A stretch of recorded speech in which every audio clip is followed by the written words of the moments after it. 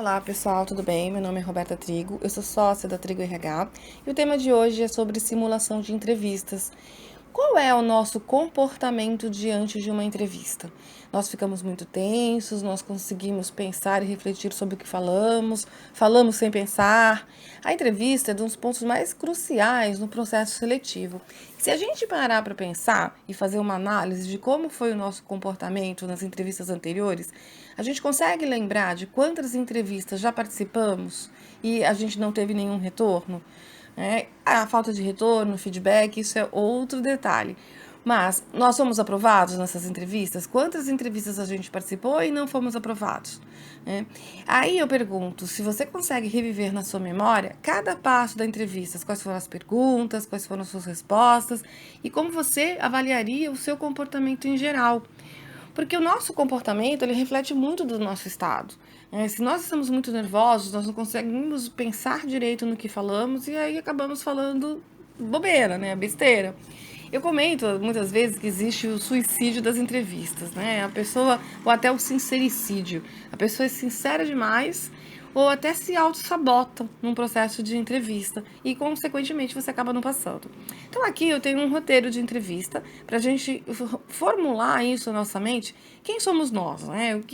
Quem eu sou, o que eu tenho, como que eu posso me vender melhor. Então, esse roteirinho não é para a gente discursar sobre esse roteiro durante uma entrevista, mas sim para eu ter esse roteiro em mente, muito claramente, e que eu possa fazer de qualquer ordem. Eu não tenho que ter uma ordem específica para isso, porque eu tenho que seguir a orientação do meu selecionador. Então, assim, quem sou eu? Quais são os meus pontos fortes, os meus pontos fracos? O que eu tenho de bom, o que eu tenho de ruim? Deixar isso bem claramente, não que eu vá falar, mas saber claramente quem sou eu, quais são os meus objetivos, né? Quem que realmente eu quero para minha vida. Ser uma pessoa assertiva nesse momento de se apresentar. Seguimos então com o roteiro geral. Qual a sua formação acadêmica? Quais foram as suas experiências profissionais? Quais são os seus conhecimentos adquiridos ao longo da sua trajetória, tanto profissional como acadêmica? Quais os resultados que você obteve durante a sua experiência profissional? Os motivos do seu desligamento nos seus empregos anteriores? O que você está buscando? Isso é muito importante. O que você realmente busca hoje? O que você quer para a sua carreira e para o seu futuro? E os seus objetivos profissionais. Isso aqui é muito importante, você ter isso bem claramente, porque isso vai fazer um diferencial na entrevista. Uma pessoa que tem objetivos profissionais bem claros e sabe o que está buscando, mostra um diferencial num processo seletivo. A entrevista se baseia-se praticamente em dois pilares: o discurso e o comportamento. Discurso é tudo aquilo que eu falo e o comportamento é tudo aquilo que eu demonstro. Então, se eu estou muito nervosa, muito tensa, eu vou demonstrar isso no meu comportamento. A gesticulação das mãos, os olhares e o discurso são a minha fala propriamente dita. Então, muitas vezes no discurso, e é onde a gente tem que tomar bastante atenção, às vezes a gente peca no discurso. E nisso, eu fico observando algumas falas, parece que a pessoa não quer se contratar. Principalmente quando às vezes a gente pergunta se tem experiência em X-área. Você já trabalhou em X-área? E aí a pessoa começa assim, olha, para ser sincera, não. Como assim, para ser sincera, não? Trabalhou ou não trabalhou, né? Ou a pessoa começa, então. Quando ela começa com então, uma frase com então, eu falo assim, vai querer me enrolar. Nisso, a gente tem que observar o que eu falo, ter uma figura ativa e um pensamento ativo sobre a minha fala. Isso na oratória tem um exercício que a gente faz muito de pensar antes de falar. E normalmente a gente fala antes de pensar, né? Então é muito mais rápido, a nossa fala é muito mais rápida do que o pensamento, entre aspas, né? Claro que não. Mas eu falo sem pensar, né? E isso é onde a gente acaba pecando numa entrevista. Então aqui eu proponho até um autoconhecimento de como que a gente consegue se ver numa entrevista, né? Tentar olhar para dentro de nós mesmos, de como que foi essa nossa entrevista. Às vezes a gente sai com a ideia, poxa, a entrevista foi uau, mas na verdade ela não foi tão uau assim, né? Porque eu não consegui me ver pelo lado de fora, entre aspas. Então, algumas reações e posturas bem importantes que a gente tem que se atentar. Primeiro, escutar atentamente o que o selecionador está falando ou perguntando. Não interromper ele. Muitas vezes isso acontece comigo, eu estou apresentando a vaga ou falando alguma coisa, né, e o entrevistado, ele não quer esperar muito, ele quer falar, porque ele precisa se mostrar, ele tem essa necessidade de se mostrar. Não é bem isso. Cada um no seu tempo, você tem sim, né? A pessoa tem que se apresentar, se mostrar, mas se mostrar de uma forma positiva, não demonstrar tanta ansiedade. Ter linearidade nas explicações. O que é isso? Ser claro, ter lógica. Então você começa e termina numa ordem lógica e cronológica. Não vai e volta no tempo. Né? As pessoas começam no início, depois vão para o fim, depois voltam. Não, ter uma linearidade. E se eu pergunto, por exemplo, né, não só eu no caso, mas se o selecionador pergunta sobre, eu quero começar de trás para frente ou de frente para trás, né, a pessoa tem que responder na linearidade que o selecionador pediu. Né?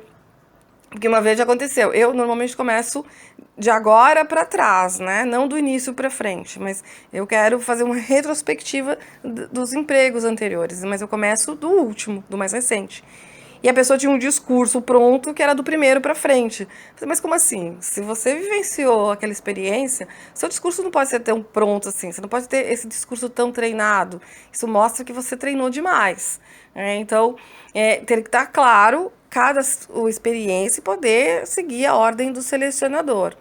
A objetividade nas respostas também, isso é bem importante, porque eu não posso ficar enrolando muito, ser muito prolixo, né? Voltar, não, perguntou, falou. Claro que também não posso ser muito objetivo demais, né? Que a pessoa que é monossilábica, que fala sim ou não só, então eu tenho que poder também comentar um pouco mais as minhas experiências. E claro, sentir se o selecionador deixa você caminhar um pouco mais ou menos na resposta. Sentir qual é a parte, né, do outro para ver se eu consigo ou não, né, dar andamento aí nas respostas. A questão de assumir as responsabilidades colocada aqui é que eu fui responsável por algo, eu fiz algo, eu desenvolvi algo. Então, quais são os meus resultados obtidos? E que, claro, tive uma equipe que me auxiliou nisso, mas quais foram os resultados que eu efetivamente consegui? E como eu comentei, controlar a ansiedade e o nervosismo, mostrar segurança e conhecimento naquilo que você fez, e evitar assim muita intimidade com o selecionador, porque não é isso que a gente busca. A gente busca profissionalismo nas nossas atividades. Muitos me perguntam, mas qual é o comportamento ideal numa entrevista? Na verdade, não tem um comportamento ideal, porque depende muito da vaga, depende do selecionador, depende do que está sendo buscado, depende de uma série de informações, até mesmo da cultura, do que a empresa busca. A cultura organizacional, ela é um ponto-chave num processo seletivo, porque nem sempre aquele que é o mais competente tecnicamente é o ideal para aquela vaga. Depende do estilo da empresa. Se é uma empresa um pouco mais despojada, como uma linha de um Google, ela tem um estilo diferente. Agora, se você vai trabalhar num banco, o estilo é totalmente outro. Então, são características individuais de cada empresa. Então, um estilo, efetivamente, vou dizer, tem que ser dessa forma ou não existe. Eu sempre digo para ser você mesmo, mas, claro, eu tenho que lembrar de mostrar quais são as minhas competências profissionais e pessoais e avaliar também se a oportunidade me interessa. Porque, às vezes, a gente começa a trabalhar num negócio que a oportunidade nem nos interessa tanto assim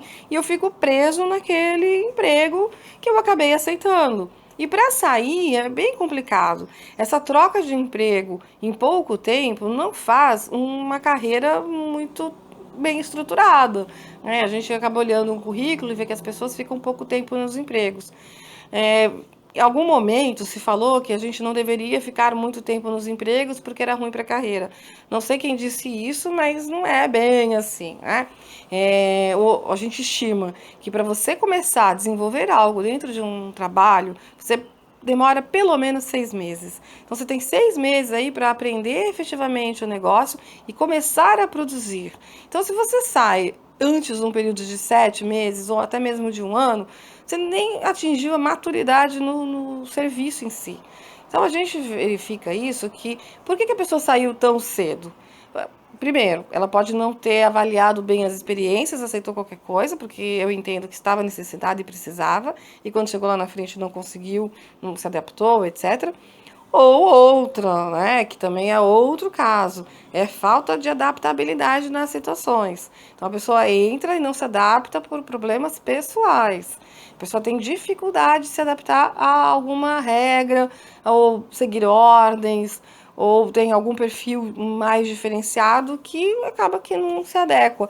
E nesse caso, a gente também tem que avaliar perfis, E qual é o perfil daquela pessoa? Talvez ela tenha um perfil empreendedor, um perfil que ela precise de mais liberdade, mais autonomia para desenvolver as atividades, e que não é o caso numa empresa tradicional.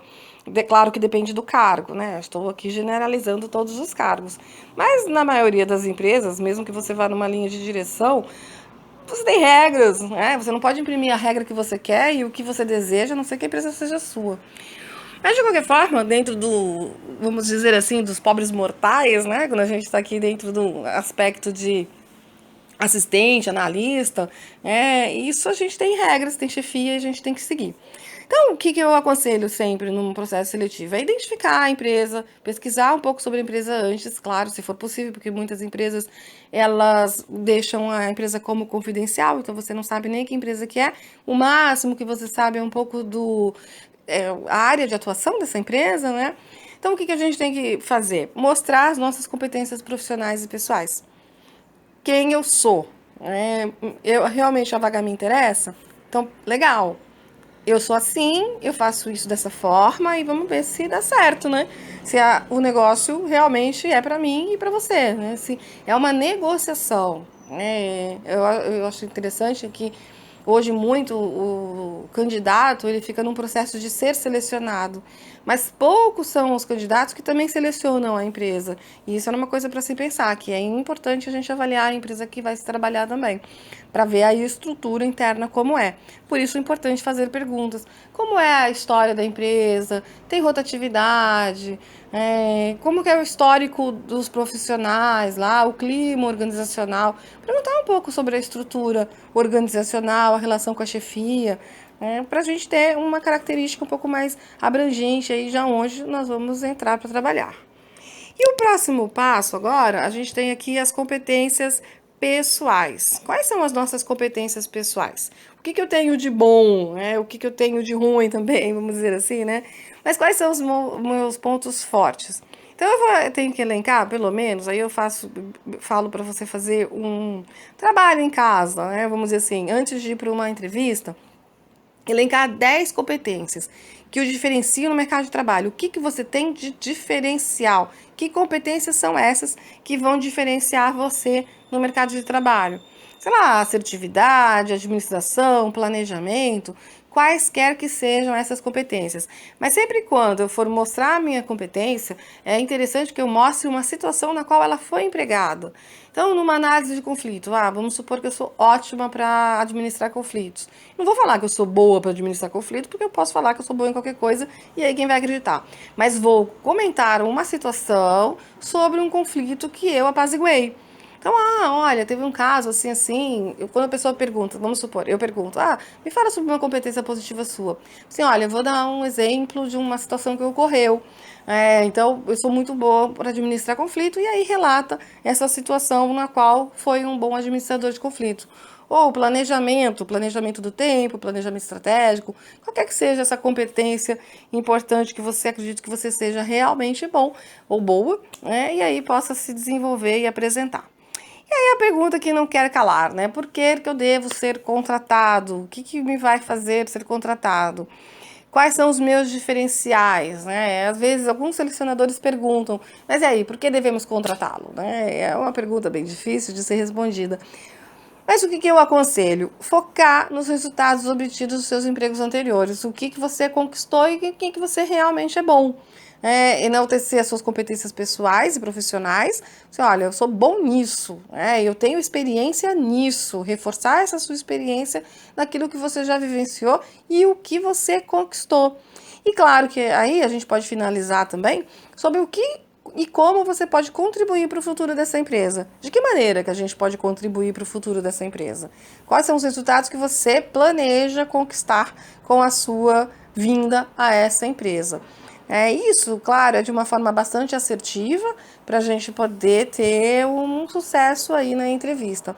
O que eu aconselho para todo mundo fazer é participar de um exercício que a gente faz na empresa de simulação de entrevista. O que é esse serviço de simulação?